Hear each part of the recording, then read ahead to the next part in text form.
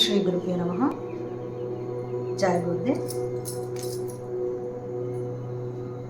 చాలామంది సాధకులు నన్ను కలిసినప్పుడు చాలా సాధారణంగా ఈ సమస్యను అడుగుతూ ఉంటారు. అమ్మ, నాకు చీకటి అంటే భయం, లేదా మంటలంటే భయం, కోపం ఎక్కువ, తొందరగా దుఃఖం వస్తుంది, ఇలా రకరకాల సమస్యల గురించి చెప్తూ ఉంటారు. అసలు అలా ఎందుకు వస్తుందమ్మా అని అడుగుతూ ఉంటారు. ఈ యొక్క అందరికీ అతి సామాన్యంగా ప్రతి గుణాలు కొంతమందిలో ఎక్కువ కానీ తక్కువ కానీ ఉంటూ ఉంటాయి. అయితే ఇక్కడ మనం తెలుసుకోవాల్సిన విషయం ఏంటంటే, ప్రతి ఒక్కరిలో కూడా అన్ని రకాల గుణాలు ఖచ్చితంగా ఉంటాయి. తమో, రజో, సాత్విక, ఈ మూడు గుణాల యొక్క కలయిక ఈ యొక్క అన్ని రకాల గుణాలు కూడా మన చిత్తంలో గతంలో వీటికి సంబంధించిన తీవ్ర ముద్రలు పడినప్పుడు మనం ఇలాంటి సమస్యలు ఎదుర్కొంటాం. కొన్ని ఎగ్జాంపుల్స్ చెప్పుకుందాం. ప్రతి ఒక్కరికి కూడా పుట్టి నుంచే కాకుండా గత జన్మల యొక్క సంస్కరణలు, వాసనలు, గుణాలు లేదా జ్ఞాపకాలు, ఏ పదం వాడినా ఒకటే సుమ, అవి వాళ్ళ చిత్తంలో వాళ్ళ మనసులో ముద్ర వేసుకొని ఉంటాయి. దానివల్లనే ఇలాంటి గుణాలతో బాధపడిపోతూ ఉంటారు.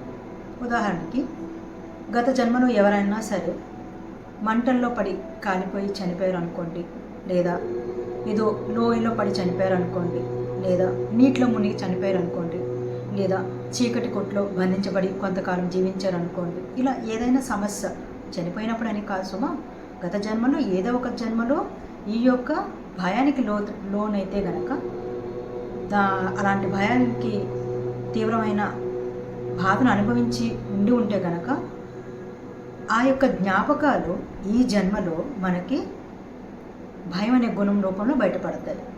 అర్థమైంది కదా? అంటే చీకటి ద్వారా ఎవరైనా బంధించబడి కానీ, ఇబ్బంది పడి కానీ, ఏదైనా చీకటి కొట్లో కొంతకాలం బాధపడి కానీ, లేదా చనిపోయి కానీ ఉంటే వాళ్ళకి ఆ సందర్భం కానీ, ఆ పరిస్థితి కానీ, ఆ వ్యక్తులు కానీ, ఆ స్థలం కానీ గుర్తుండవు. కానీ ఆ చీకటి అంటే భయపడడం అనే గుణం గుర్తుండిపోతుంది. ఓకే, మనకి ఇంకా ఈజీ ఎగ్జాంపుల్స్లో కూడా ఒకటి చెప్తాను. మదపటి ఏనుగు ఉందనుకోండి, దానికి ఆ ఏనుగులు కాపరివాడు ఏం చేస్తాడు?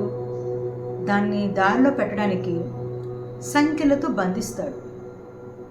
అది విడిపించుకోవడానికి, తప్పించుకోవడానికి, పారిపోవడానికి ప్రయత్నం చేసిన ప్రతిసారి కూడా ఆ కాళ్ళని కదపలేక ఉన్న స్థలంలోనే ఉండబడి ఆ యొక్క యజమానితో దెబ్బలు తిని, ఆ సంఖ్యలు కదిలిన ప్రతిసారి యజమాని కొట్టిన దెబ్బలు గుర్తొస్తూ ఉంటాయి.